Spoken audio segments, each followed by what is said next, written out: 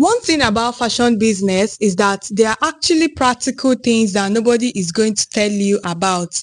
There are things that you're going to stumble along the line. There are things that you're going to experience, things that you're actually going to get to know along the line. And sometimes nobody talks about the fact that it's actually very hard to actually pass through some of those things. So I want to highlight 3 things that you're actually going to experience as a fashion designer or as someone that is into fashion business that people are not going to tell you about.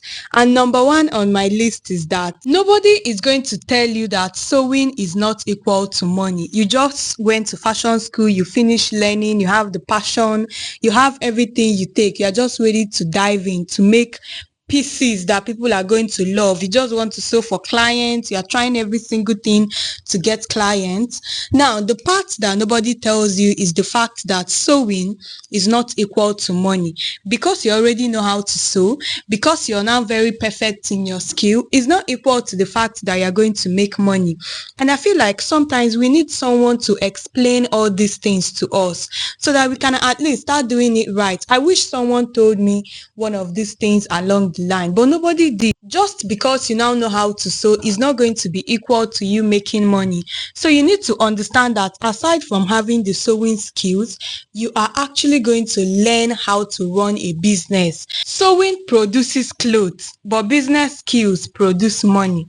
The second thing that nobody tells you about as someone that is running a fashion business, whether you're a tailor or a designer, is that you are going to become a therapist. Nobody tells us that sewing is actually an emotional thing. Someone wants to do wedding and they want you to make a dress for them. You need to understand that it's not just about the wedding dress that they want you to sew for them. It's about the emotions that is about it. Have you ever wondered the reason why once you spoil someone's clothes, they start crying? Their first point of call is not always to go and call the police. Their first point of call is not to start making issues. They first of all break down. It's because it's something that has with series of emotions. It's something that has to do with so many emotions. So you need to understand that for you to be a successful fashion designer, you need to understand how people's emotion flows. You need to understand that anything that they want to wear. For example, I'm wearing this dress. It's not just about the dress. It's about how I feel at the moment. It's also about how I want to feel when I'm wearing the dress, if I'm using it for my big day or anything like that. So as a fashion business owner, you're going to become a therapist. You're going to become someone that is emotionally aware of what people want. You need to understand exactly what people are looking for, how to carry them along, and how to carry them along emotionally.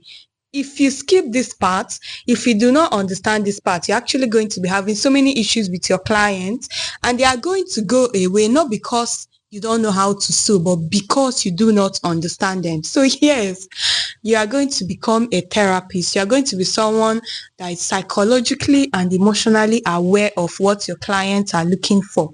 The third thing that nobody actually tells us about running a fashion business is that aesthetics is not equal to money. I noticed that these days, so many tailors that are coming up, all they want is just to have a nice aesthetics of where they sew. No, that is not going to make you the money that you need to run a business. The sole aim of any business is to maximize profit, which means that if your business is running on vibes, if your business is running on aesthetics, you are already missing out. If the sole aim of your business is not maximizing profit, you're not going to see money that you're actually going to add back into your business. So nobody tells us things that, oh, how your shop looks is not equal to money. You need to be able to understand clients. You need to be able to understand the things that is going to attract clients, get them to trust you, get them to patronize you, and then most importantly, get you to keep them. You need to be able to keep the clients that you attract. Now, there's this particular philosophy that I actually build my business, Tekla, on. It is the philosophy that the client at hand is better than 1 million clients online. It's better than 1 million clients elsewhere. You need to understand that when you are running a fashion business, the clients that you have are the ones that are going to first advertise the business. They are going to be the ones that are first give out referrals that will not bring people that will build your business. In as much as so many of us do not accept this, clients are the bedrock of any business. For your business to function, you need clients that will pay you. Their money is like an investment into your business. You need their money to take care of yourself, right? So don't run so much on aesthetics. Run on your clients. I've seen brands that are making millions that don't even have a working store. So that money that you want to go and use and buy cushion, that money that you want to use and buy the highest lights in your fashion house, use it to find people that will actually bring money into your business, because aesthetics is not equal to money. And yeah, that's it. I feel like somebody should be telling us some of these things.